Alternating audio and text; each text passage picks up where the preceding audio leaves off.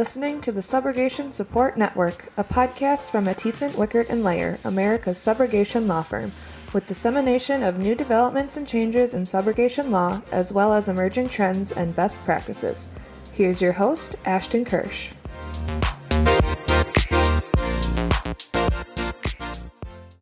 Hello, everybody. This is Ashton Kirsch joining you with the Subrogation Support Network podcast.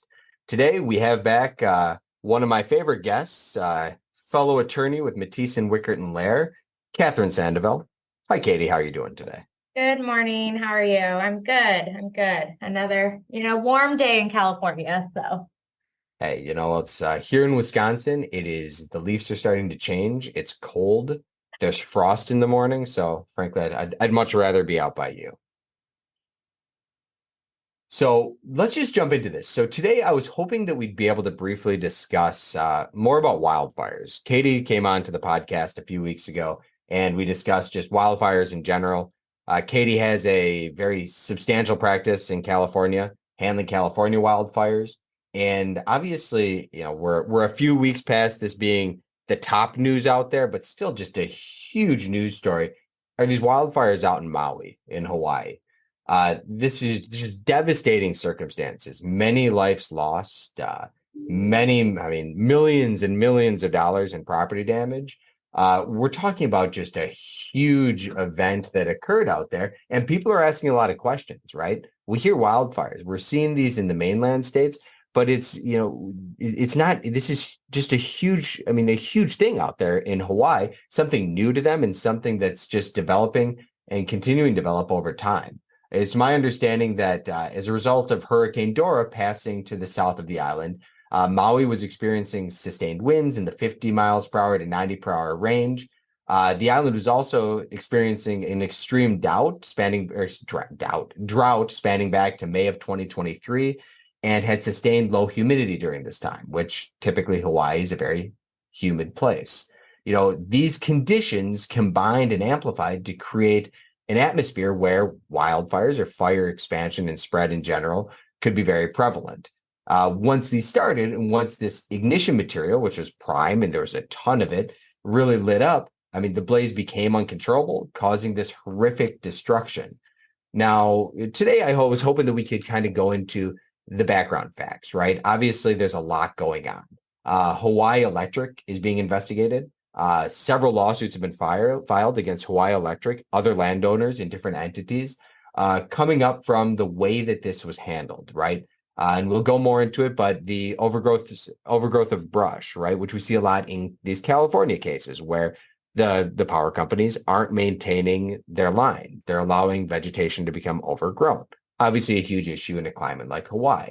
Other issues regarding red flag warnings, different things when it came into what to do when winds are high. California has specific guidelines and rules with their utility companies as to what they should and need to be doing, be it with turning the power off, just in layman's terms, to, taking precautionary preemptive measures when they expect sustained winds that could damage and down lines to avoid fires like this. And there's been a ton of allegations that Hawaii Electric didn't do this appropriately, didn't handle things per specifications, requirements, and best reasonable practices. Hence the reason why we're seeing a lot of litigation here. And finally, I really want Katie's take on what clients, what adjusters, insurance companies should be doing now. This is not a situation where we can just sit back and wait. This isn't something where, wait, let's see what happens. We need to be preserving evidence, and every carrier needs to be working to make sure that the experts get out there to do what's needed. So, Katie, that's my very brief intro. What do you think about this?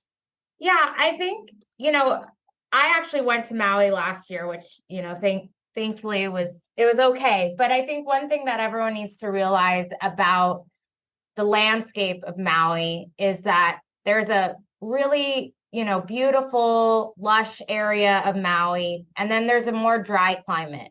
And where Lahaina is, if you're driving from the airport all the way through Lahaina to get to Kaanapali or up north, you'll see that it's dry. It's not this beautiful green mountainscape that you are used to seeing probably from Jurassic Park movies or anything like that. So it's not like Hawaii Electric or any, utility company that's working out there. Because I think one thing I'll mention, and we can talk about this later, is not only is Hawaii Electric being blamed for this, now the telephone company, Hawaiian Telecom, and the TV provider, Charter Communications, is also being alleged to have contributed to this. They know that landscape. It's not like Hawaii is, and Maui in particular is some large island. They know what sides are going to be a little bit more humid and wet and have that lush environment versus where the dry side is. And that was something that was interesting to me when I was in Maui, because I didn't realize that. I always thought Maui, Hawaii in general was all lush and green. So for them, Hawaii Electric, the utility companies, the cable companies, the telephone companies out there, they knew, and they can't claim they never knew, or that, oh, this was just, some sort of 1 year because we've had a drought for a couple of years. This is what it showed like. When I went on a guided tour, that's what they said. They just said this side of the island is drier. It always will be. That's just something that is going to be very hard, I think, for any electric company or any of these providers or the defendants that are being named in the suit are going to have a hard time trying to defend that. One thing that's interesting about why the cable providers and the telephone companies are being brought in is because what is being alleged against them is that they overloaded those power poles, and it was destabilizing them to a point of when, this fire and the winds broke out. It caused a bigger sparks, bigger, arcing that to happen. In terms of, the litigation that has happened in this case so far, it was fast. These lawsuits, the fire occurred August 8th. And these lawsuits have already been filed. We're not even, we're 2 months out from when this happened. And that's because Lahaina's been completely destroyed. I actually personally know a photographer out there that lost, my photographer actually, who lost her entire home, all of her belongings, everything. So what attorneys are doing they're trying to help their clients. They don't have anything. They have nowhere to go. So that's something that, claims adjusters, I really want everyone to understand is this is a very fast moving case. This is something that by the time the SOL has run, we may have settlements already occurring. And you don't want to miss that boat, especially when it comes to utility companies. What they probably most likely did is they came in, collected all the power poles, and it is a fight to get, you have to coordinate with everyone in terms of getting inspections done. And that's all happening right now. And so to come in late in the game, a year down the line and say, oh, now I have claims. It doesn't matter if you're adjusting your claims right now. That's fine. You can file suits with claims still being adjusted. It's a matter of making sure that you're in the know, you know exactly what the arguments are, what the defenses are, and you're not late to this game. So that's something that I really wanted to stress about this particular fire. It's not one where you waited a year and you filed suit, because that's a lot of what's happening in California. You can wait 1 or 2 years and then you can file suit and you're still okay. It's fine. But this case has moved very, very quickly, much faster than any of the California wildfire cases that I've seen. And then to touch on, I know that you were saying, California has implemented their systems for the Santa Ana winds. Now, I'm sure they're gonna argue that they don't experience Santa Ana winds, but it's not like they didn't have a model that, California in between 2020 and 2021, or I would say 2017 to 2021, we experienced a number of wildfires up and down the entire state of California. And the utility companies did come up with a program in order to, circumvent and make sure that they don't cause these destructive wildfires. And I live in an area which is considered a fire zone. I have an emergency evacuation plan in place by the city. And we do get those notices. Right now is October. This is California's Santa Ana wind time. And it has been hot. We've been in the 90s, 95. So it is considered wildfire season right now. And you will get those notices from the utility companies saying, hey, we may potentially turn off your power. It is an inconvenience, but I'd rather have that than have no home at all. And so it is a good roadmap for Hawaii and for any kind of area that is experiencing wildfires. It's not just limited to California. Oregon's been experiencing terrible wildfires. Washington had some bad ones. Colorado had some. So, but California's tried to be I think the example of what you should do. And then the other thing I know you touched on, and I know I'm talking a lot, so, jump on in, Ashton, if you have any comments, but. No, Katie, you keep going. I mean, this is great stuff. And that's why we have you here, is because you have this profound level of knowledge and experience in wildfires. And I think that's obviously extremely applicable to what's going on in Maui now. So no, I want to take here. So keep talking. Yeah, great. The other thing to think about is the vegetation. I wouldn't be surprised if those types of companies who were supposed to maintain the vegetation in Maui around the power lines get brought in as well. Usually in California, at least, you have the power line companies. They're in charge of the power lines. You also have companies that are hired for the vegetation that go out with drones or whatever it may be to survey the areas, especially in the hilly area where there's not residential parks. You go in there because there are specifications, there are rules, at least I know in California, there's very strict rules about how close the vegetation can be to power lines. And that's because if there for some reason is some kind of arc or some kind of spark, you don't want a tree close to a power line because it'll catch the tree on fire and then there goes your entire wildfire has begun. So I'm interested to see, I know that everyone's very much focused on Hawaiian Electric, but I'm interested to see who was in charge of the vegetation management out there. Because again, as I said, I've personally seen this, those mountainsides are dry and they have brush and you do need to maintain that brush. And I know we talked about this, I think in the last one, but in California, we hire goats to go maintain the brush because it's cheap and it's fast and, their goats get fed and, we get protected. So I think that that's something to be on the lookout for. This is just a start. This litigation is just starting. So I do think there's going to be more and more defendants that may be added to this. And we'll see. I think I'm very interested in how this plays out. I think Hawaii, the defendants are going to have, defend and say, we've never had this experience. But it's not like, you can be an ostrich with your head in the sand. They've seen what's happened in California. They've seen what's happened on the West Coast in terms of wildfires. There's something that they could have done in order to have, prevented it. I know that these conditions were, something that are very rare. But if anyone who's been to Hawaii knows, there's parts where it gets pretty windy.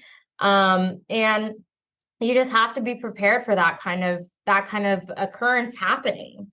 So, I think that, again, my take on this right now is that if you have claims, even though they're not adjusted, send them or, just mark them and flag them. And, we can monitor those types of claims. I do that quite a bit here in California. Claims aren't adjusted. That happens very frequently.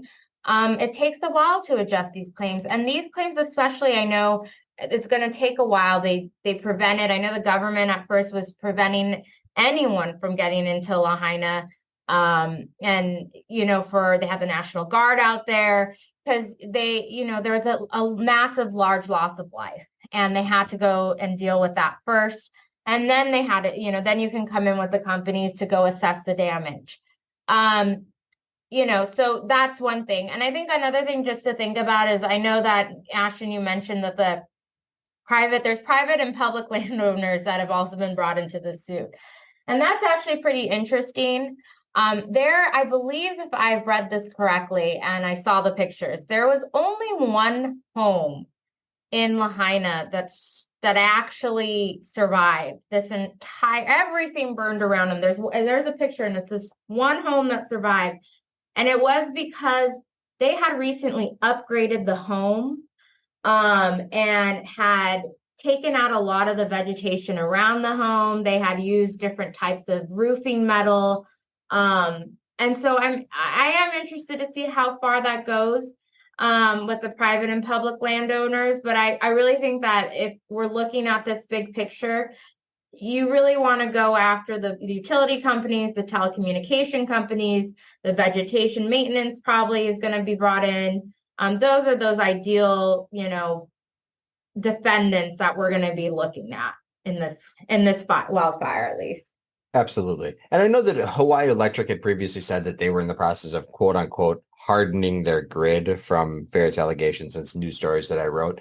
That being said, everything that I've seen has suggested that most of their poles were old, many of them deteriorating, uninsulated. A lot of the vegetation was, so profoundly overgrown. It's wild. Because you actually have there, and you mentioned it being drier, and it's also largely, from what I've been looking into, due to many non-native grasses and vegetation that were introduced several decades ago that are just significantly drier than traditional grasses.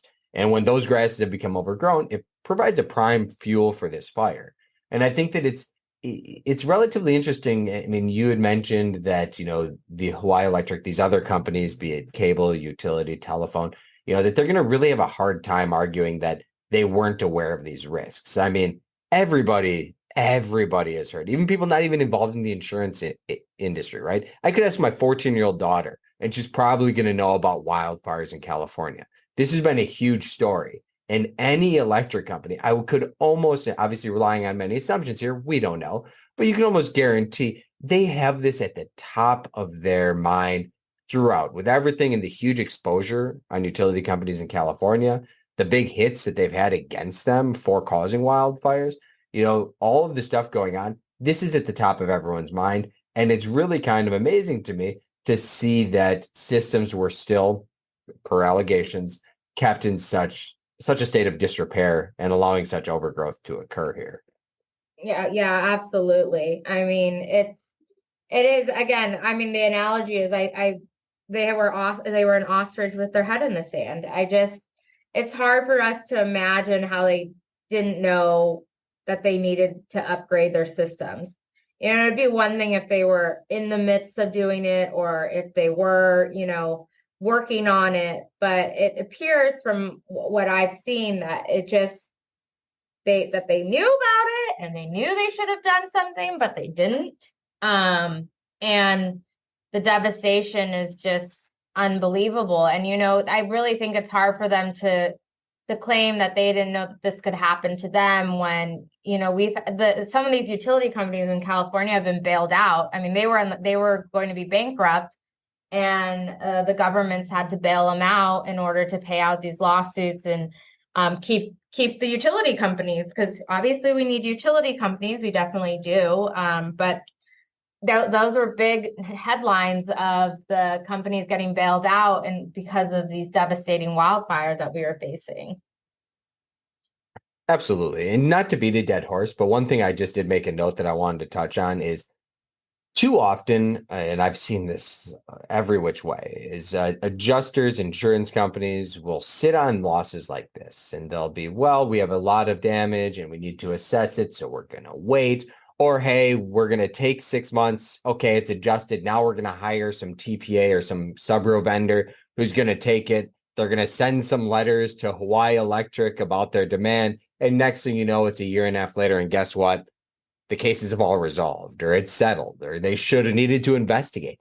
I just need to stress the importance that these are not just, first off, even on auto collisions, we shouldn't be just sending template demand letters for 6 months to a year, right? We need to get aggressive with these things. But definitely on these cases, we need to have, and we are advising all of our clients who've retained us here, that on any wildfire case, specifically also these Maui cases, is we need to get involved immediately. You need to get counsel involved, be it our firm or some other firm that's handling this. There's a couple of them out there.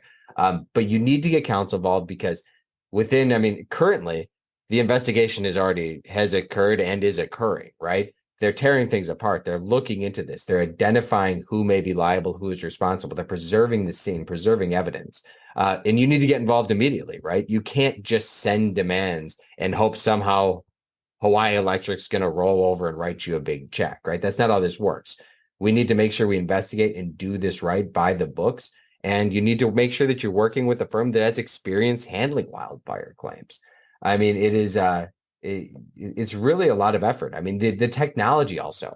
And I know briefly, Katie, we spoke on this last time we talked wildfires, but that technology is really fascinating. I mean, they're using, LiDAR technology to scan. They're using the technology, the Matterport, there's a number of other Matterport type companies, Matterport 2.0 companies who are producing similar data so that this can all be preserved. But ultimately, there's nothing as integral to your claim as actually getting your experts out there, participating in being able to make your claim. Right? Yeah. And again, there's some wildfires that take a little time for litigation to start, but because litigation has started, this case is moving.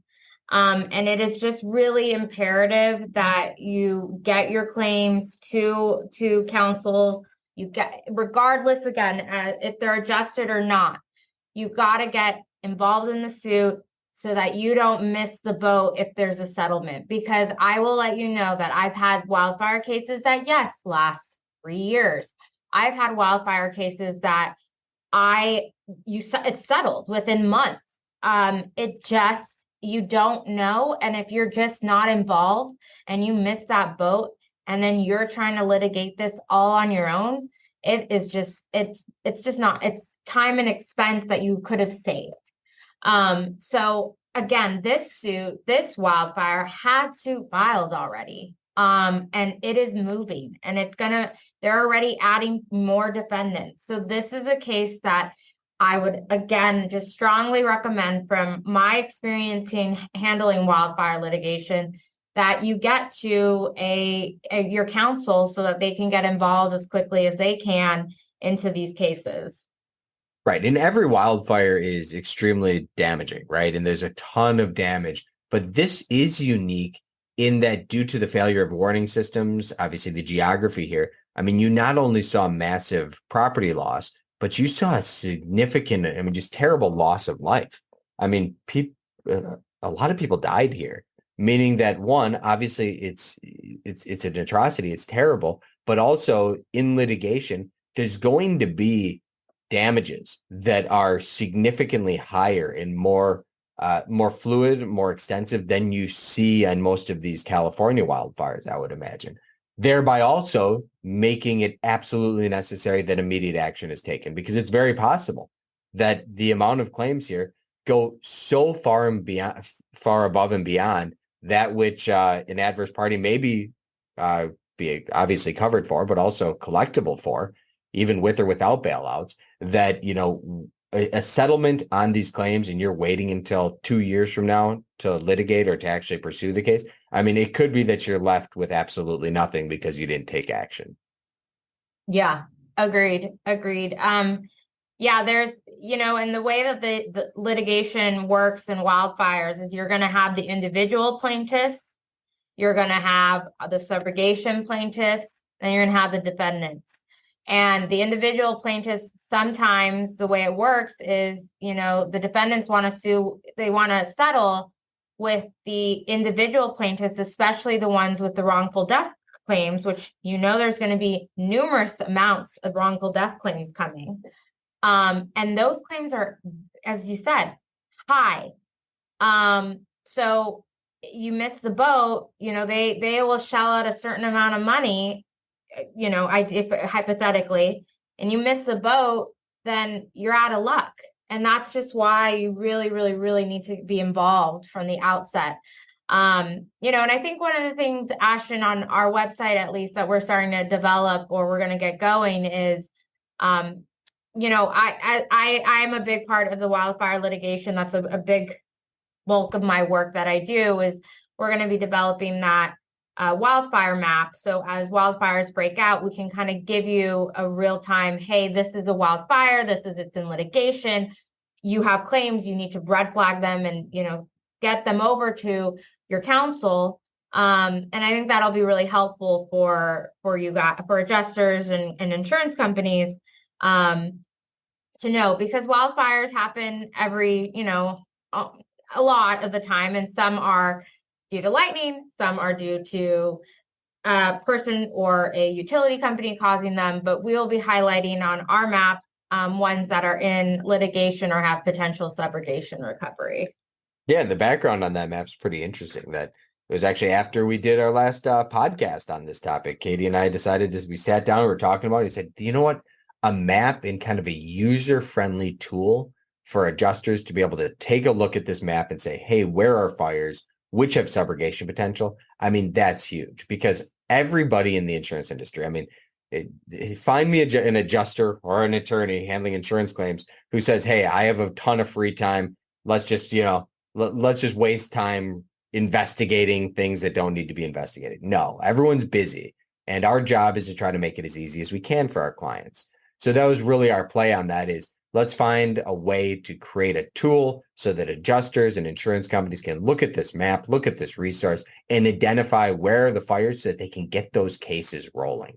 Because that's the hard part. If you wait too long, if you don't investigate, if you just have this, antiquated or bureaucratic process where it needs to go through 5 levels of adjusting before it gets to subrogation, you're going to lose out on a ton of money and a ton of investigation. Because honestly, in these things, time is money in a way. The amount of time you spent and frankly, money upfront, working these files up, investigating them, it's going to be proportionate to the amount of recovery you get in the end. So that's just to keep stressing, move quickly, move immediately on all subrogation claims, but definitely on these wildfire cases. Yes, I echo all of that. Well, Katie, anything else you want to add before we wrap this one up? No, just be on the lookout for our map. And again, coming from on the California side of things, we've been doing really well this year with wildfire season, but with the weather conditions that we're having recently, it's our wildfire season. So I can only imagine that we will have some flare-ups and some sparks. So we will immediately get that to you guys' attention if and when they occur. Well, thanks, Katie. Well, all listeners, thank you for attending this podcast today and listening in.